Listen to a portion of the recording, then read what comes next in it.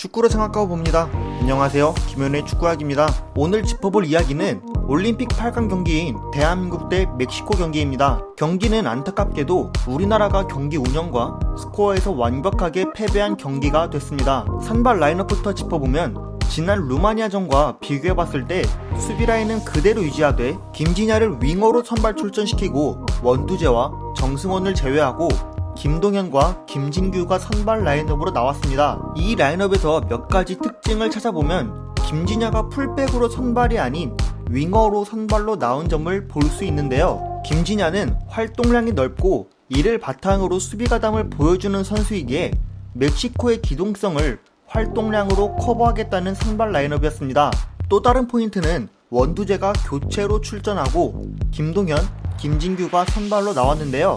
투볼란트 형태로 나왔기 때문에 두 선수가 중원에서 왕성한 활동량을 보여줄 것으로 기대할 수 있었습니다. 경기 전술을 짚어보면 우리나라는 1-4-2-3-1과 1-4-4-2 포메이션을 바탕으로 압박을 준비했습니다. 대회 동안 1-4-4-2 수비 형태를 보였지만 윙어들도 상대 수비수들을 압박하는 움직임을 보였기 때문에 1-4-2-3-1 형태에서 윙어들이 양쪽 센터백들을 압박하는 움직임도 같이 보였습니다. 멕시코가 후방에서 롱볼을 자주 활용하는 점을 생각해 이번 경기에서도 김진야와 이동준이 같이 전진된 포지셔닝으로 양쪽 센터백과 황의조가 수비형 미드필더까지 같이 견제하는 포지셔닝이 나왔고 수비 전술의 초점을 전방에 있는 상대 센터백들을 괴롭히는 데 둔 것으로 보여집니다.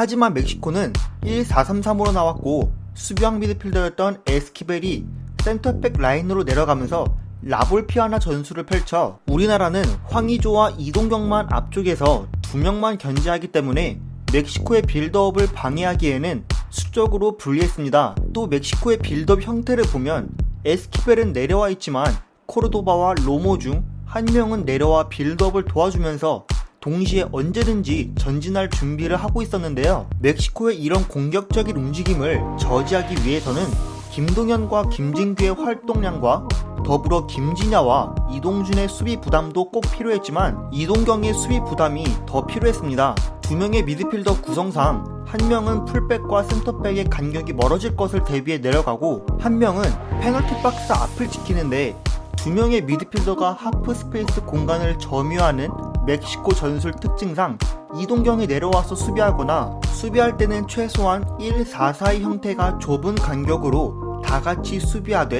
윙어가 내려가면서 변칙적인 5백을 만들거나 양쪽 측면에서 협력 수비가 이루어져야 했습니다. 그러나 우리나라의 수비 진영을 보면 김진야는 공격 지역과 수비 지역에서 넓은 활동량을 보였지만 우측면은 이동준의 빠른 발을 활용하기 위함이었는지 협력 수비보다는 역습 나갈 준비를 하고 있었습니다. 물론 두 명의 윙어가 상대 윙백을 견제하기 위해 전진된 점도 생각해볼 수 있지만 멕시코는 지속적으로 길게 측면 전환하며 적은 숫자가 있는 반대편으로 전환해 풀백을 상대로 수적 우위를 거둘 수 있도록 만들었습니다. 특히 이 상황에서 1-4-4-2 형태를 보여주고 있는데 풀백은 미드필더와 윙어에 둘러싸여서 수적으로 불리한 상황이기 때문에 측면에서 윙어와 풀백의 협력 수비는 꼭 필요했던 이유입니다.